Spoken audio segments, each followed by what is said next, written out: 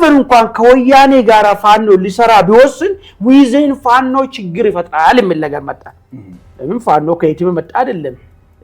አብዛኛው የወያኔን የአማራ ጠል አይዲዮሎጂ ያንገሸገሸው ወጣት እኮ ነው። ከየትም እኮ አብዳ አይደለም። ምንድነው አርሚ 26 አመራር ኮሎኔል ሀጎስ በቅርቡ እንግዲህ አመራሮች የታድሶ ስልጠና ካደረጉ በኋላ ቁልፍ ነገሮችን አስቀምጠዋል። አንደኛ በቅርቡ ትግራይ ሀገር ትሆናለች ብለዋል።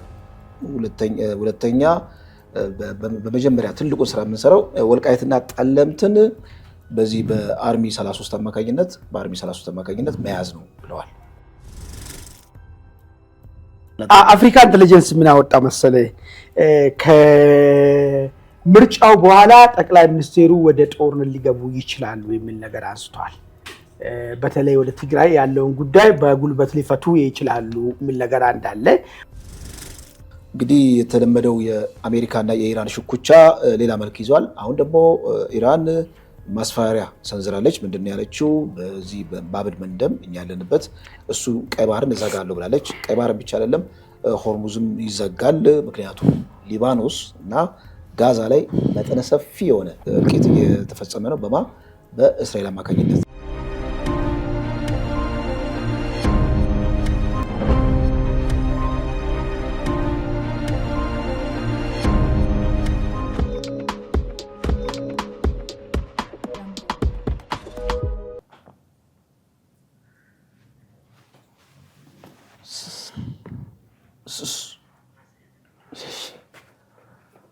ሰላም ጤና ይስጥልኝ ውድ ተመልካቾቻችን፣ የዕለታዊ ዝግጅታችንን ጀምረናል። እንደተለመደው ሀገራዊና ዓለም አቀፋዊ አጀንዳዎችን ወደ እናንተ እናደርሳለን።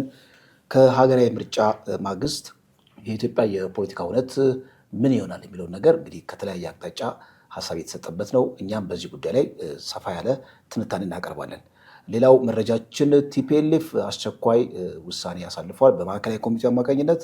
ቀጣይ እንግዲህ ሀገሪቷ ላይ ሊካሄድ የሚችለውን ጦርነት ፍንጭ ሰጥቷል። በቲፒኤልኤፍ አማካኝነት እንግዲህ ምን አይነት ጦርነት ሊከሰት ይችላል የሚለው ነገር አፍሪካ ኢንተለጀንስም ያወጣው መረጃ አለ። እሱን አንድ ላይ አድርገን ወደ እናንተ ምናደርሰው ይሆናል። እንደ መውጫ የኢራን ጉዳይ ነው። ኢራን ዳግመኛ ዛቻ ሰንዝራለች።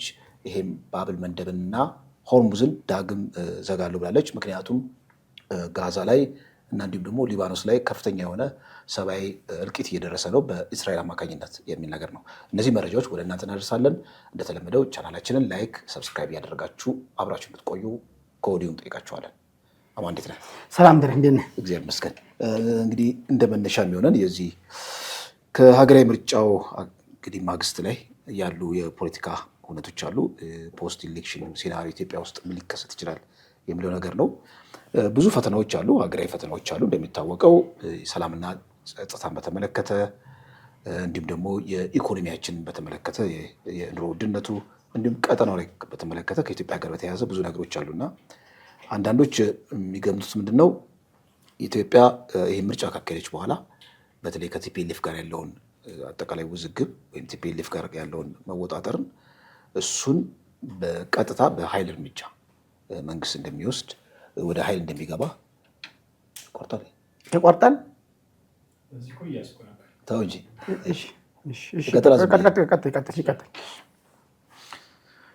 እንግዲህ ከምርጫው ማግስት ሊከሰቱ የሚችሉ ብዙ ፈተናዎች አሉ ነው። አንደኛው ፈተናው ከቲፒኤልኤፍ ጋር ሌሎች አማራ ክልል፣ ኦሮሚያ ክልል ያለው ጸጥታ ጉዳይ አሳሳቢ ነው እና አንዳንዶች በመላመት ደረጃ የሚሰነዝሩት ምንድን ነው መንግስት ከቲፒኤልኤፍ ጋር ያለው መወጣጠር ያቆየው ምርጫውን እስኪያካሄድ ድረስ ነው እና ምርጫው ከተካሄደ በኋላ ቀጥታ ቲፒኤልኤፍ ላይ ወደ እርምጃ ይገባል የሚል ነገር አለ። በአንድ ዘርፍ ማለት ነው። ሁለተኛ ደግሞ መንግስት ወደዛ ከሚገባ ይልቅ በራሱ ቲፒኤልኤፍ የራሱ የቤት ስራ ስላለው በራሱ አማጺዎች እነሱን ድጋፍ በመስጠት ከቲፒኤልኤፍን እዛው አደር በራሱ የቤት ስራ እንዲጣመድ የማድረግ ስራም ሊሰራ ይችላል የሚል ነገር አለ።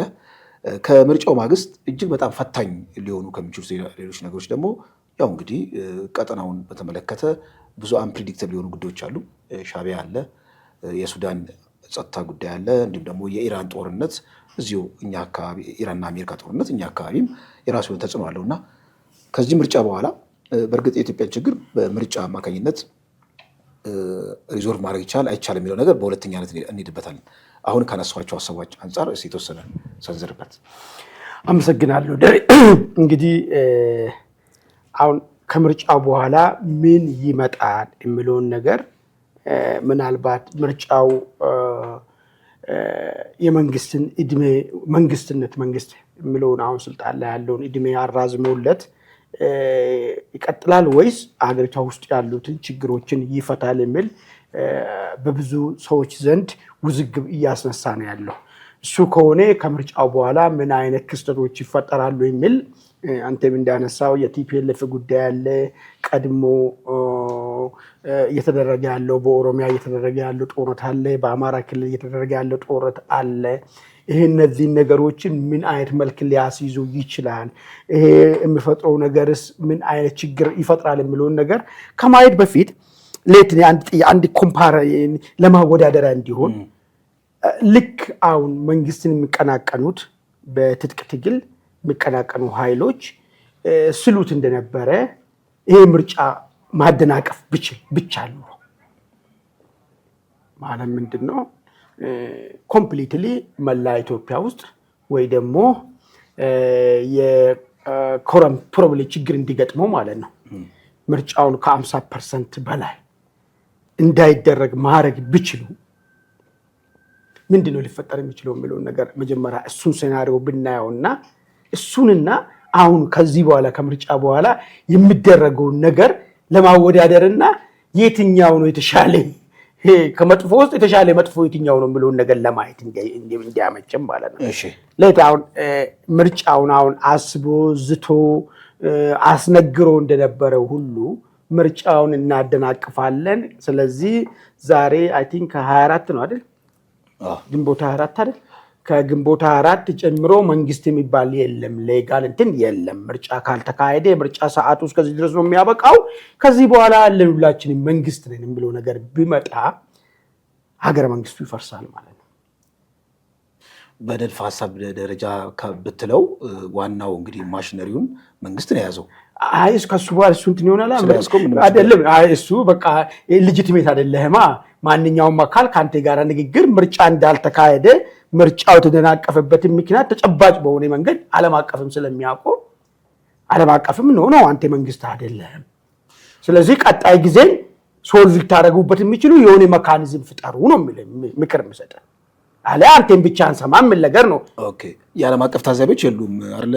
ያው የአፍሪካ መጥተዋል። ያው ሲግኒፊካንት ቅድም እኮ አነሳውልኝ እንደተዛተ ቢሆን ኑሮ እንደተሳተ ምርጫ ማድረግ የማይቻል ቢሆን ኑሮ ታጣቂዎች እያንዳንዱ ምርጫ ጣቢያዎችን ተቆጣጥሮ ከምርጫው እንዳልተደረገ ማድረግ የሚቻልበት ቢሆን ሲባል ነበር። በሱ ስለሆነ መንገድ የተዘጋበት እሱ ስለሆነ ቲፒኤልኤፍም ሲያቅድ የነበረው እሱ ስለሆነ እሱ ሆኖ ቢሆን ኑሮ አሁን መንግስት አለ አይደለም ሁላችንም መንግስት ነን ቢሉ ዚያ ራይት የምታመጣው ነገር የለም። ያለን በምንም ይሁን በምንም የሆነ ነገር ተመርጫለሁ ብሎ ነው አይደል መንግስት ስልጣን ላይ የሚቀመጠው ማለት ነው። በፍቃድ እኔን ወክሎኛል ህዝቡ በሚል ነገር ነው። ውክልና ሂደቱ ቀርቶ ቢሆን ውክልና ሂደቱን አስተጓጉሎ ቢሆን ኑሮ ፋኖ መንግስት ነኝ ይላል፣ ቲፒኤልኤፍ መንግስት ነኝ ይላል፣ ኦሮሞ ነጻነት ሰራዊት መንግስት ነኝ ይላል፣ ሻቢያም አንዳንድ አይታወቅም አልፎ ተርፎ ኢትዮጵያ መንግስት ነኝ ሊል ይችላል አናውቅምና ማለት ነው። እንደዚህ አይነት ነገሮች ተፈጥሮ ቢሆን ኑሮ እያሉ ነው። በነገራችን ላይ ግን ተፈጥሮ ቢሆን ትሮን እያሉ ነው። አሁን ፋኖች 85% ክልላችን ውስጥ ምርጫ አልተካሄደም፣ ስለዚህ ምርጫውን አናውቀውም እኛ ሁለተኛ የህዝብ ወኪል ነን እያሉ ነው። እንግዲህ በአደባባይ አሁን ማለቱና የማድረግ አቅሙ ይለያያል የሚለው ነገር በሱ እኔ ይቅርታ አድርግልኝ እንጂ እኔ አንድ ነገር ላንሳ። ይቅርታ አድርግልኝ። በደንብ አድርጌ ፕሮፓጋንዳንም ሪል እንትኑን የምረዳ ሰው ነኝ እኔ። አሁን እንደው በተጨባጭ ምርጫ ጣቢያዎችን ምርጫ ክልሎችን እንዳይደረግ በቁጥር ዛሬ እኮ ቴክኖሎጂ ጊዜ እኮ ነው እኮ እንትና የሚባል ምርጫ ክልል አንድ እንትና የሚባል ምርጫ ክልል አንድ ቆጥሬ ከአማራ ክልል ከሚደረገው 137 ነው 137 ማለት ነው። 70ውን እንኳን አደናቅፍ ያለው ካልክ በቪዲዮ እና በኦዲዮ አሳየኝ። ያኔ እዛ ላይ ቆመን መነጋገር እንችላለን አይደለም። 85ቱ ምናምን እሱ ተው ዝም ብለህ ሞቅስልኝ ምናምን የሚወራውን ነገር እንተውና በተጨባጭ እያንዳንዱን በቪዲዮ እና በኦዲዮ ነው። እኔ አንድም የተለያየሁት ነገር የለም። ኦሮሞ ነጻነት ሰራዊትም ያኔ መንግስት ዘጋ እንደው ሊደረግ የሚችለው ነገር ለምን በዚህ ዘመን እንዲህ አድርግ ያለው ብትል ቃል ምንም ያደረገው ነገር የለም። በተጨባጭ ገብተህ እያንዳንዱ ምርጫ ይሄ ምርጫ ክልል ይሄናል ምርጫ ጣቢያዎች አሉ ይሄናል ምርጫ ጣቢያዎች ይውት ምንም ቦታ አንድም ቦታ አልተደረገም ይሄ ምርጫ ክልል ይውት ብለህ በተጨባጭ አውጣና ማለት ነው። ያኔ አሁን አንተ የምትለው ነገር ጆሮ ሊገባ የሚችል ነገር ሆኖ ይመጣል ማለት ነው። ተጨባጭ መረጃ የለም ነው የምትለው? አይ አላየንም። ማህበራዊ ሚዲያ ነው እኮ ፕሮፓጋንዲስቶቻቸው አውጥተው ያሳዩን። እነ ማመዛ መሐመድ አውጥተው ያሳዩን። እኛ እኛ እዚያ ኢትዮጵያ ውስጥ ሆነን ያላየነው ያልሰማነው ነገር እነሱ አሜሪካ ቁጭ ብሎ ያዩት የሰሙት ነገር ካለ ያሳዩት። ግን ከዚህ በኋላ ቢሆን ትላንትና ነበረ ምርጫው ሲካሄድ ጠዋት 5 ሰዓት ላይ ነበረ ወጥተህ ክላሽን ይዘህ ምርጫ ጣቢያዎች እየተቆጣጠርክ አሳይን። ያኔ አሁን ወጥ 85 አላረክም 95 አላረክም። አይ ወሬ ነው የተው። ይሄ የሚያስኬድ ነገር ግን ምንድነው ለፈለኩ መሰለህ እንደ ኢትዮጵያ ነበር ታሰበ። ያው ስለ አማራ ክልል ብቻ ለማውራ እንደ ኢትዮጵያ ምርጫ የማይካሄድበት ሂደት እንፈጥራለን ነበር የተባለው። ፕሮፓጋንዲስቶቻቸው ስለነበረው ስርዓተ መንግስቱን በዚህ እናፈርሳለን ነው። ኖ ተው። ስርዓተ መንግስት ከፈረሰ አደጋ ነው የሚሆነው። የፈረሱ ሀገራቶች እንዴት እንደሆኑ አይተናል። እናንተ ውጭ ነው ያላችሁት፣ እኛ እዚህ ነን ያለነው። ሌላ ሀገር መሄጃ የለንም። ባለን ይሄ ዲቫይድ ሶሳይቲ ባለ ቁርሾ ሁኔታ ዋንስ መንግስት ኮላፕስ ቢያደርግ ምንድነው እዚህ ሀገር ውስጥ ሊፈጠር የሚችለው? ምንድነው ሊፈጠር የሚችለው? ጆርያን እኮ ይዜ እኮ በዚህ ወደ ኬንያ መንገድ ላይ እኮ ነበር ማገኝ ደረጃ አንተንም ለዛ ሰውዬ ግን ያንተ ሪፖርት እያደረገ ይኖራል እዛ ያለው ሰውዬ ማለት ነው። ለዚህ ነው እኔ አሁን እሱን እንተውና እሱ ስላልሆነ አሁን ቀጥሎ ይመጣው ነገር ሊሆን የሚችለው የነበረው የነበረ ይሄን ከቀለበስ ነው። አሁን ምንድነው ያለው ምለው ፖስት ምርጫ ጋር እናውራ ትንሽ። አንድ ጠቅላይ ሚኒስትሩ ትናንትና ፍንጭ የሰጡት ነገር አለ። ምንድነው ሊሆን የሚችለው የሰላምን ጉዳይ እንዴት ነው የሚፈታ ምን ነገር ያነሱት ነገር አለ። እሱ ምንድነው ስለንትን ጉዳይ አስተዋል። አሁንም ያለው አማራጭ ሰላም በአንድ ወገን ብቻ ሊሆን እንደማይችል ለሰላም ሁሉም ሰላም ይሻላል የሚል ነገር ይሄ በተደጋጋሚ ያነሳሉ። ኢዘር አስገድ ወይ ተገደ ካሉ በስተቀር ገብቷል። ወያኔ መየራሽ ያድግ እኮ ተገዶ እኮ ተደራድሮ ለውጥ መጥቷል እንዴ? ተገዶ እኮ ነው እኮ የወጣቶች አመጽ እኮ የቄሮና ፋኖ አመጽ እኮ አስገድዶት እኮ ነው አፍንጫውን ይዞት ከዛ በውስጥ ያለው ለውጥ እንፈልጋለን ከለውጡ ጋር መሄድ አለብን ያሉ ሰዎች ለውጡን ይዞት ወጡ። አሁንም ከቻልክ አማጺ አሁን ያለው መንግስት የተመረጠው መንግስት ያስገድድ ከዛ ያኔ ድርድር ይግቡ ወይ ደግሞ መንግስት ጫካ ያሉትን ኃይሎችን መቅኖ ያሳጣቸውና አስገድዶ ከሚደመሰስ ባለው ነገር እንደራደር ይባል። ሁሉ ጊዜ ይሰማሉ እንደዚህ ስለሆነ አንዱን ሲያስገድድ ስለሆነ እንትን የሚደረገው ድርድሮች ሊመጡ የሚችሉት አሊያ ግን የሚሆነው ነገር ምንድነው?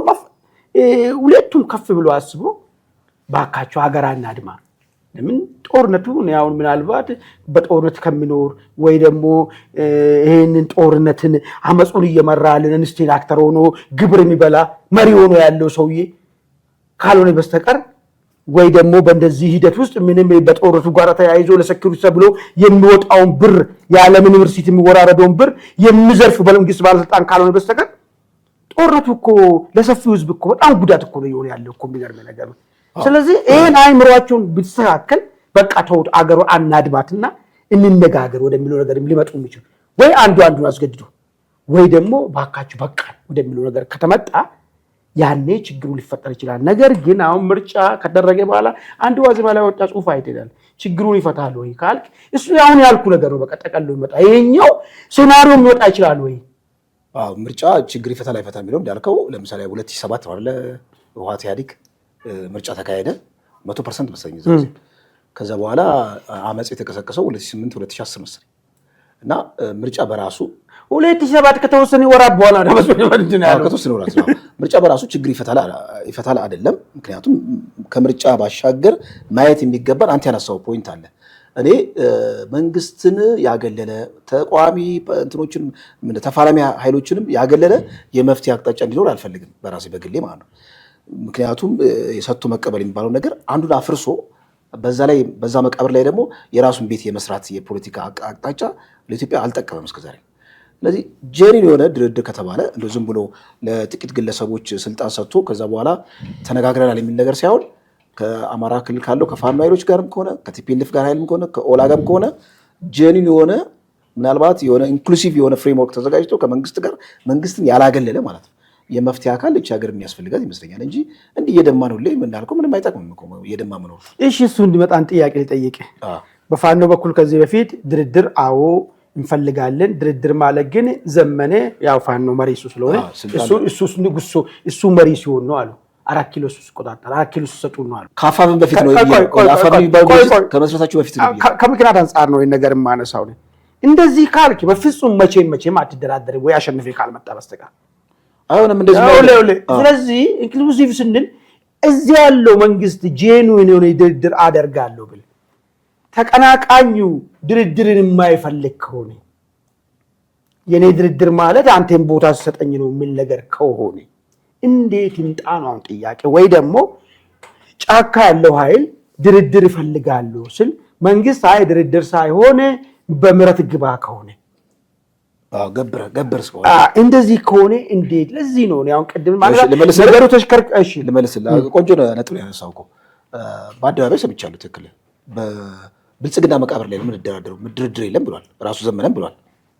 ይሄን ግን አሁን አዲስ የመሰረቱት አፋብን የተባለው ድርጅት ከመመስረቱ በፊት የጎጃም ፋኖ በነበረበት ጊዜ መሰለኝ የሰማሁት ይሄን። አሁን ግን አፋብን ከተባለው ድርጅት ካላቸው እንግዲህ አራቱ ክፍለ ሀገር ያማከለ የፋኖ አደረጃጀት አለ። አንድ አፋብን ይባል በእርግጥ ማለት ነው ትክክለኛ የመደራደር የፖለቲካ ቁርጠኝነት አላቸው ወይ ብለን እንድንጠይቅ የመንግስት ትልቁ አሁን የቤት ስራ የምሰጠው ለመንግስት ነው። ምክንያቱም መንግስት ኃላፊነት ያለው ነው፣ ስቴት ማሽነሪ ነው። እነሱ ደግሞ ነን ስቴት አክተር ናቸው፣ አማጺ ናቸው። ስለዚህ የመንግስት ቁርጠኝነት ከፋኖ አመራሮች ጥቂት ግለሰቦች ከወጡ በኋላ የሆነ ስልጣን በመስጠት ላይ ብቻ ያተኮረ ከሆነ እሱ አይሆንም። የሚሆን ነገር አለ። እኔ ደሬ ይቅርታ አድርግልኝና ይሄ ልክ ለፔፐር ለጽሁፍ የሚሆን እንትን አይደለም የምንነጋገረው ነገር ማለት ነው። ተጨባጭ ነገር እናነጋገርና ማለት ነው። መንግስት ቁርጠኛ ቢሆን ያኛው ወገን መደራደር ፍላጎት የለኝም መደራደር ማለት እኔ ስልጣን ሲሰጠኝ ነው ካለ ወደ ስኩል መጣ ለኮ ወደዛ ለመጣ እኮ መንግስት እንደዛው ነው። አይ እኔማ በ4 ኪሎ መቃብር ላይ ነው የምድርድር ነው እንደውም አልፈልግም አፈርሳለሁ ካለ ይሄ ምንድነው ሶሻል ቤዙን ያጣይዳል አለ እኮ በይፋ። አሁን እኮ ነው አሁን ነው እኮ ማለት ነው ሰዎቹ አልተለወጡ አይደለም። የመንግስት ቁርጠኝነት እስካሁን አላሳይም እኮ ሰዎቹ አልተለወጡ። በእኔ አነጋገር መንግስት ቁርጠኛ አልሆነም የሚል ትችት አለኝ። ኦኬ እሱ ነው ማለት የምር ለመደራደር መንግስት ቁርጠኛ ከሆነ ላይ ካሁን ለምሳሌ ዛንዚባር መሄድ ቁርጠኝነት በደዛ ነው የሚገለጸው። ደቡብ አፍሪካ መሄድ መጀመሪያ ወይ ናይሮቢ መሄድ አይ እሱ ብቻ አይደለም። መጀመሪያ ለመደራደር መንግስት የሚያስፈልግ በጣም ነፃ የሆኑ ግለሰቦች የተዋቀረበት የሆነ ካውንስል ነገር አቋቁሞ ከዛ በዛ ካውንስል አማካኝነት አማራ ካለው ኃይል ጋር መነጋገር እፈልጋለሁ ጆዳውን አድርገን ፊት ለፊት ብሎ በቁርጠኝነት ከዛ በኋላ እነዛ አይ ብልጽግና ሊያታለን ነው ካለው ሶሻል ቤዛቸውን ነው የሚያጡት። ስለዚህ ቅድም ያልኩ ነገር ነው የሚሆነው ማለት ነው። ወይ አንዳቸው ማስገደድ ወይ መገደድ አሊያ ደግሞ በቃ ባካችሁ ሀገራና አድማ ወደሚለው ነገር ሲመጡ የሚሆነው ማለት ነው። እነዛ ደግሞ አይ እናድማ ካሉ ሶሻል ቤዛቸውን ያጣሉ እና በማህበረሰቡ ደረጃ አንደኛ ጦርነትም ይሰለቸዋል። ምንድነው ቀልድ ነው የተያዘው ማለት ነው። ለስልጣን ብቻ ነው የሚታገሉት የሚለው ነገር ይመጣል ከማለት አንጻር ነው። ሌላው አፍሪካ ኢንተለጀንስ የተወሰነ ሀሳብ አለ። አፍሪካ ኢንተለጀንስ ምን አወጣ መሰለህ? ከምርጫው በኋላ ጠቅላይ ሚኒስቴሩ ወደ ጦርነት ሊገቡ ይችላሉ የሚል ነገር አንስቷል። በተለይ ወደ ትግራይ ያለውን ጉዳይ በጉልበት ሊፈቱ ይችላሉ የሚል ነገር እንዳለ፣ ሁለተኛ ደግሞ ስለ ጽምዶንም ሰፋ አድርጎ አስቀመጠ። እንዳውም ትናንትና ጽምዶ መቀሌ ላይ ስብሰባ እያካሄደ ነበር ብሎ ነው ያስቀመጠው። የመጀመሪያ ማነው? ወያኔ፣ ቲፒኤልኤፍ፣ ሻቢያ፣ ፋኖ፣ ሌሎችም ኦላምና ሌሎች ተወካዮችም በዚህ ስብሰባ ላይ ተገኝተዋል። ከጊዜ ወደ ጊዜ ቁጥራቸው እየበረከተ እየመጣ ነው። አሁን ምንድነው መሰለ እያሰብኩት ያለው ልክ የወያኔ ነገር ልክ እንደ ክብ እንጀራና ክብ መከራ የሚባል ነገር ታውቃለህ? ዙር እዛው ጋር የምትገባ ማለት ነው። ልክ ለውጦ መጣ አካባቢ የፌዴራል ኃይልስቶ ብሎ የሚሰበስባቸው ትዝ ይላል። እንደዛ አሁንም ወያኔ ሊደር አንደር ዘ ኮማንደር ኢን ቺፍ ወያኔ ሆነና ስብሰባዎች የተካሄዱ ያሉት። እዚህ ውስጥ ምን ያነሳል መሰለህ የአፍሪካ ኢንተለጀንስ ሪፖርቱ ማለት ነው። ፋኖ ውስጥ ችግር ይገጥመዋል ወያኔ ጋር በመስራቱ ዊዘን ይገጥመዋል። ሁለቱ ደግሞ አይተማመኑም ማለት የፋኖ ሰዎችና የዋር ሰዎች አይተማመኑም። ለምን? የወልቃይት ጉዳይ አለ። ለምን የ1968 ማኒፌስቶ ጉዳይ አለ፣ ለምን የ27 ዓመቱ የአማራዊ መከራ ዘመን አለ። ይሄ ከዚህ ጋር ተያይዞ አይተማመኑም የሚል ነገር አነሳ። ኢቨን እንኳን ከወያኔ ጋር ፋኖ ሊሰራ ቢወስን ዊዝን ፋኖ ችግር ይፈጥራል የሚል ነገር መጣ። ለምን ፋኖ ከየትም መጣ አይደለም። አብዛኛው የወያኔን የአማራ ጠል አይዲዮሎጂ ያንገሸገሸው ወጣት እኮ ነው። ከየትም እኮ አምጣ አይደለም። ኖ እምቢ የሚል ነገር ነው። በቃ ወያኔ መራሹ ወይ ደግሞ ወያኔ የዘረጋው መዋቅር ጎርቶኛል የሚል ማህበረሰብ ነው። ከዛ ውስጥ የመጣ ሰው ነው። ግን እና ምን ያመጣል? ፋኖቹን በሁለት ይከፍላቸዋል። ከዚህ በፊት በተደጋጋሚ ስናነሳ ነበር። ጎጃም አካባቢ ያለው ከወያኔ ጋር ለመስራት ሲምፓቲ ያላቸው ሲስልባላቸው ችግር የለባቸውም። ነገር ግን ወደ ጎንደር አካባቢ ያሉት ጥርጣሬና አምኑም ይሄንን ሂደት የሚል ነገር ነው ያነሳው። ሸዋና ወሎን ጠቅሷል። አልጠቀሳቸውም፣ እነሱን አልጠቀሳቸውም። ሁለቱን ነው አይ ቲንክ የጠቀሳቸውና ለምን የሚለው ጉዳይ ነው እንግዲህ እንትኑ የሚነሳው ነገር ማለት ነው። ለምንድን ነው የጎጃሙ ፋኖ በተደጋጋሚ ይነሳል? እነ ዘመኔን እና አስረስ እንዳውም ይላል እኮ ይሞክርና ጮቶች ሲመጡ ነው ፈገግም ወደኋላ የሚያፈገፍገው እንጂ ምን ችግር አለ? ስትራቴጂካሊ ከጠላት ጋር እንሰራለን፣ ከሰይጣን ጋር እንሰራለን ምናምን የሚላል። ይሄ ሁሉ ነገሮች ከህወሓት ጋር የሚደረገው ትብብር ነው። አትክሰሱና አትውቀሱና አይን ነገር የሚል ነገር ነው የምንሰማው ነገር ማለት ነው። በራስ በጎንደር በኩል ደግሞ ትልቁ ሽብልቅ አይናቸው ላይ ያዩት ወልቃይት ከርስቱ ተባሮ ተፈናቅሎ ጎንደር ነዋሪ የሆነበት የባለፉ 20 ምናምን ዓመታት እልና ውስጥ ይዞራል። ያ መከራ ወልቃይት ያየው መከራ እልና ውስጥ ይዞራል። በቅርበት ያውቃሉ። ስለዚህ በዚህ ጉዳይ ከህወሓት ጋራ የሚታረቅ ነገር የለንም የሚል ነገር ነው የሚያነሱት ነገር ማለት ነው። ይህን ነው እንግዲህ አሁን እዛ ሪፖርት ላይ ያነሳው። አንደኛ ጠቅላይ ሚኒስቴሩ ወደ ትግራይ ሊዘምቱ ይችላሉ፣ ወደ ጦርነት ሊገቡ ይችላሉ። which is እኔ አሳማኝ ነገር ነው። ለምን ብዬ የማነሳው መሰለኝ፣ ይሄ ምርጫ ራሱ ዩኒክ ከሚያደርገው ነገር እኮ ለመጀመሪያ ጊዜ አሁን የምንመራበት ህገ መንግስት በዛ ላይ ተንተርሶ ተዋቀረው ፌደራል አወቃቀር ከተዋቀረ ወዲህ ብቸኛ ክልል ለሁለት ጊዜ ምርጫ ላይ ሳይሳተፍ የቀረው አሁን ነው። ብልጽግና ዘመን ነው። በባለፈ ምርጫ አልተሳተፈም፣ አሁን አልተሳተፈም። ይሄ ኢንዱስትሪ በኢትዮጵያ ከመድበለ ፓርቲ ውስጥ ከገባም በኋላ ለሶኮልዱ ማለት ነው ከገባም በኋላ እንደዚህ አይነት ትሬንድ አልነበረም። ይሄ ትሬንድ እየመጣ ነው። ይሄ ማለት ደግሞ ምንድነው? ብልጽግና ነገ በታሪኩ ይሄ ባልካናይዜሽን የሚያስፋፋ ጽንሰ ሐሳብ ስለሆነ ማለት መገነጣጠል መለያየትን ቀጥሎ ምርጫ ላይ አልተሳተፍክም ማለት ቀጥሎ ነው የኢትዮጵያ አካል አይደለም ብለውን ነገር በጣም ድምጽ እንትን እንዲያገኝ ያደርጋል፣ ወይት እንዲያገኝ ያደርጋል። ስለዚህ የግድ ብልጽግና እቺን አገር አንድ አድርጎ መምራት ግዴታ ስላለበት ይሄንን ዝምታ የሚያይ አይመስለኝም እና የግድ ፓወር ኮንሶሊዴት ያደርግለታል። ይሄ ምርጫ ዘነከስ ግን የሚለው የቲፒኤልኤፍ ነው። አሁን አገር ውስጥ መታመስ ችግር የለም ነበር፣ ድሮ የኖረ ነገር ነው። ነገር ግን እንዲህ ለየት ብሎ ከፌደራል ስኬጁል ውጪ ሆኖ አላደርግም። አሁን ነገ ጧልሽ ምርጫ ቦርዱ ቢያቋቁሙና ምርጫ እንመርጣለን ብሎ ነው ምን ልትሉ ይላሉ። ደግሞ በጣም ሰዎቹ ሹፈታሞች ስለሆኑ ከዛ ያለፈ እኮ አረጉ እኮ ነው ሹፈታም ስለሆኑ ለትግራይ ምርጫ የተመረጠ መሪ ስለሚያስፈልግ ብሎ ምርጫ ቦርድ ከዚህ በፊት አቋቋሙ ምርጫ ቦርድ ያመጡና ምርጫ አካሂዱላል። ምንድነው ሊሆን የሚችለው? ስለዚህ ይሄ አስገዳይ ስለሆነ በእርግጠኝነት በተወሰነ ጊዜያት በኋላ በአፋጣኝ ብልጽግና ወደዚህ ሂደት የመሄዱ ግዴታም ጭምር ውዴታ ብቻ ሳይሆን ግዴታም ጭምር ነው። አመሰግናለሁ አማን። አድማጭ ተመልካቾቻችን እናንተም የራሳችሁን ሀሳብ የራሳችሁን እንግዲህ በጉዳዩ ላይ ባነሳነው መረጃ የራሳችሁን ሀሳብ እንድሰጡ እንጠይቃቸዋለን። ቀጣዩ መረጃ ከአንተ ጋር ይገናኛል። ቅድም ካነሳው ነጥብ ጋር አማራ ክልል ካለው አሊያንስ ጋር በምን መልኩ ሊሄድ ይችላል የሚለው ነገር አይ ቲንክ መልስ የሚሰጥ ይመስለኛል፣ ወይም የክርክር ሀሳብ ሊያስነሳ ይችላል። ምንድነው አርሚ 26 አመራር ኮሎኔል ሃጎስ በቅርቡ እንግዲህ አመራሮች ምንድነው የሚባለው ታድሶ ነው የሚባለው በእነሱ ቋንቋ የታድሶ ስልጠና ካደረጉ በኋላ ቁልፍ ነገሮችን አስቀምጠዋል። አንደኛ በቅርቡ ትግራይ ሀገር ትሆናለች ብለዋል። ሁለተኛ በመጀመሪያ ትልቁን ስራ የምንሰራው ወልቃይትና ጠለምትን በዚህ በአርሚ 33 አማካኝነት መያዝ ነው ብለዋል። ይሄ እንግዲህ እድሜያቸው ከ12 እስከ 13 የሚደርሱ የትግራይ ተወላጆች በግድ እየታፈሱ ወደ ካምፕ እየገቡ እንደሆነም ከዚሁ ጋር መረጃ ወጥቷል። ከዚሁ ጋር ተያይዘው ማዕከላዊ ኮሚቴው በቅርቡ ጦርነት እንደሚከፍት እና የመጀመሪያ ኢሚዲየት የሆነው ታርጌታቸው ወልቃይትን መያዝ ነው የሚል ነገር ነው።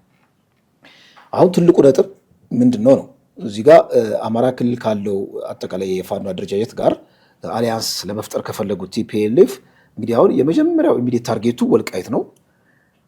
ከዛ ይልቅ 4 ኪሎ ወይም ደግሞ የፌዴራል መንግስቱ መቀመጫን ተባብረን እንያዝ የሚል አጀንዳ ቢሆን ኖሮ ይሄ አጀንዳ በአማራ ክልል ባለው በፋኖ ኃይልና በቲፒኤልኤፍ መካከል ህብረት ለመፍጠር አመቺ አይሆንም ወይ? የወልቃይትን ጉዳይ ለጊዜው እናቆየው፣ ምክንያቱም ትልቅ ሽብልቅ ነው። ወደ ወልቃይት ዘመቻ የምናደርግ ከሆነ የፋኖ ኃይሎችን ስለምናስቆጣ ካሁን በኋላ አሊያንስ ክሬት ለማድረግ አንችልም። በመሆኑም ብልህነት ያለው ምንድነው በኋላ ላይ ቁማሩንም ልንበላ እንችላለን። በዋነኛነት በቃ የፌዴራል መንግስቱ ስለሆነ ዋና ጠላታችን እኛና ፋኖ አንድ ላይ ተባብረን እንውጋ የሚል ውሳኔ ከመወሰን ይልቅ ወልቃይት ላይ እንዝመት ማለታቸው እነዚህ ኃይሎች ለአንዴና ለመጨረሻ ጊዜ ቲፒኤልኤፍ ለአንዴና ለመጨረሻ ጊዜ ወደ ፌዴራል መንግስቱ እንደማይመለከትና በእርግጥ ይሄ ዲፋክቶ ስቴት ወይም ሀገር የሚለውን ነገር እንደው ለአንዴና ለመጨረሻ ጊዜ ወስኗል ወይ ብለን እንድንጠይቅ አያደርገንም የሚለው ደግሞ በሁለተኛነት ይነሳል። እስቲ ከአጀንዳው አንጻር እስቲ ሂስን እስቲ ሰንዝርልኝ። ለምንድን ነው ወደ ፌዴራል መንግስቱ የሚለው አጀንዳ የሚያስቀድሙት? ወልቃይት ለምን አሉ? ሁለተኛ ወልቃይት ካሉስ በቃ ካሁን በኋላ ከኢትዮጵያ ጋር እንደተፋቱ እርግጦ ነው የሚለው ነገር እንመልከተው እስቲ። ይኸውልህ ወልቃይት ለምንድን ነው የሚሉት የሚለውን ነገር መጀመሪያ እናንሳ። ወልቃይት ትልቅዬ የመጫወቻ ካርታ ነው እዛ ቲፒኤልኤፍ ጋር። ቲፒኤልኤፍ እንግዲህ እንደምናውቀው የተሸነፈ ቲፒኤልኤፍ በራሱ ችግር ደግሞ ተፈጥሮ ለሁለት ተሰንጥቋል። ፍሮም ዘ ቢጊኒንግ የተሸነፈ ቲፒኤልኤፍ ነው ባለፈ ፕሪቶሪያ ላይ ሄደው ማለት ነው። አይደለም መሳሪያ ሌላ ምን ፈታለን ያለው ኃይል ነው ማሰብ ያለብን ማለት ነው። በዛ ደረጃ የተሸነፈ ኃይል መልሶ ለሁለት ደግሞ ተሰነጠቀ። ጦሩ መልሶ ለሁለት ተሰነጠቀ። ደጋፊውን ለሁለት ተሰነጠቀ። ውጪ ያለው ፕሮፓጋንዲስቶቹ አማርኛ ተናጋሪ የተገዛ አማርኛ ተናጋሪ የራሳቸው ሰዎች ሁሉም ተበታትኖ ነው ያለው። አሁን ይሄን ሁሉ መሰብሰቢያ የምታደርገው ወልቃይት የሚለው በአንድ ድንጋይ 5-6 ወፎች ይመታ ነገር ነው። እነጌታቸውን እዚህ በዜሮ አጣፋቸዋል። ሀራ መሬት ያለውን ሰራዊት በትኖ ወደ ትግራይ መልሰዋል። ለምን ግዛት አንድነት የሚለው ነገር ዝም ብሎ አይደለም ባይዞ ሁሉም የሚስማማበትም አይወጋቸውም። አንድ የሚስማሙበት ያ ስትሮ ትልቅ የትግራይ የምትለው ነገርና ሀገራ ትግራይ እንገነባለን የሚል የሁሉም ምናብ ውስጥ በድብቅ ሊኖር ይችላል። ያን ደግሞ ይሁን ለማድረግ ወልቃይት የሚባል ነገር ይፈለጋል። ስለዚህ ይሄንን ድንጋይ በወረወሩ ቁጥር ብዙ ነገር ይበትኑታል። ስለዚህ ራሳቸው ለማጠናከር ማለት ነው። የመጀመሪያ እዚህ ጋር አስቆመ። በጣም አሪፍ ሐሳብ። እሺ ውስጣቸው መፈረካከስ አለ። ይሄ የትግራይ ብሔረተኝነት አደጋ ውስጥ ገብቷል። ስለዚህ የትግራይ ብሔረተኝነት ዳግም እንዲወለድ እንዲታደስ ከተፈለገ በወልቃይት ኦክሲጅን ያገኛሉ። እንደ ሀገር ቆሙ ማለት ነው።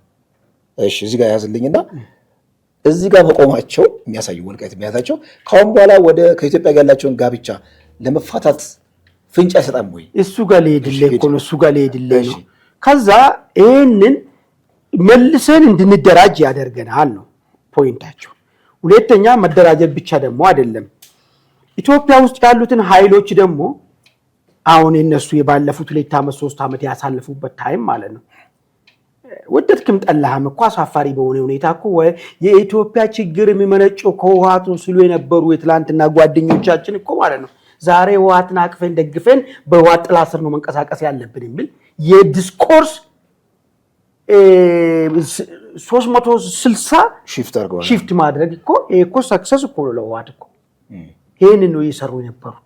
ሁለተኛ ሌላ አማራ ውስጥ የሚንቀሳቀሰው ይሁን የኦሮሚያ ውስጥ የሚንቀሳቀሰው የሚሆኑን ፖለቲካል ኃይልን ይሄ በተለይ በአመጽ ላይ ያለውን ኃይል ማለት ነው ጋር ስሙዝ ለማድረግ ሙከራዎች አድርገዋል።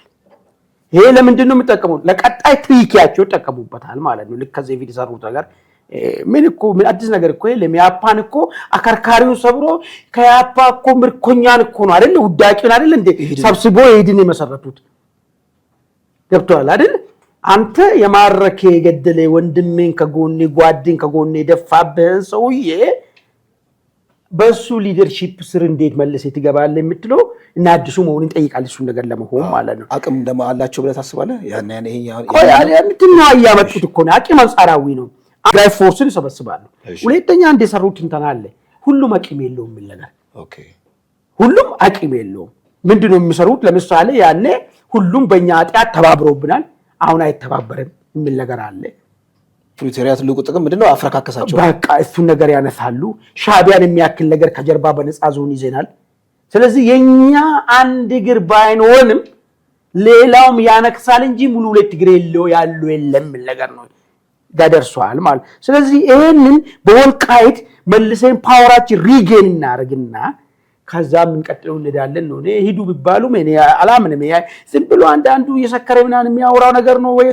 ሲመረቅን የሚያወራ ነገር ነው እንጂ አገር ትግራይኛ እንዳለለን ስለልቦና ምናን ብለው ሄዱ ቢባል የሚከድ አይደለም እሱ የሚሆን ነገር አይደለም የሚሆን ነገር አይደለም እሱን ግን ለአሁን ላልኩ ነገር ነው ገብቷላል ብሔርተኝቱን ጫፍ ታደርስና ማለት ነው ከዛ እሱን ኢነርጂውን ተጠቅመ ወደዚህኛው ያኔም እኮ እንደዛ ተጫወቱት እኮ ምን ይሄ ላልሸጡም እንደ እርዳታ ያልሸጠው እኮ ከምድረ ገጽ ሊያጠፋ የመጣ ኃይል ነው ተርበ እንኳን እህል ተከለከልክ በማለት እኮ እንዳለ ያው ዞን ታርግ ምንድነው የሚሉት የነበሩ ሰዎች አንድ ጊዜ ኦቦሌንጮ ሲናገሩ ሰማው በዛ ካግዲም ያሉት የትግራይ ህዝብ አልሳተፋል ያሉ የደርግ ተጠረ ደርግ ትግል ላይ ራሳቸው አስመጡትና መከራየውና ብሔርተኝቱ መልሶ እንደምታረገው አሁን ብሔርተኝቱ በደንብ አድርጎ ጫፍ ላይ አወጡትና እሱን ጉልበት ይዤ ይገባለው ነው ነገሩ ማለት ነው ይሄ ስትል ግን ብለህ አንተ መከራከራል ታነሳ ትችላለህ ወደ ወልቃይት እየሄደ ማን ይተባበረዋል የሚል ጥያቄ ታነሳ ትችላለህ የአማራ ክልል ህዝብን ሪዘንትመንት ይጨምራል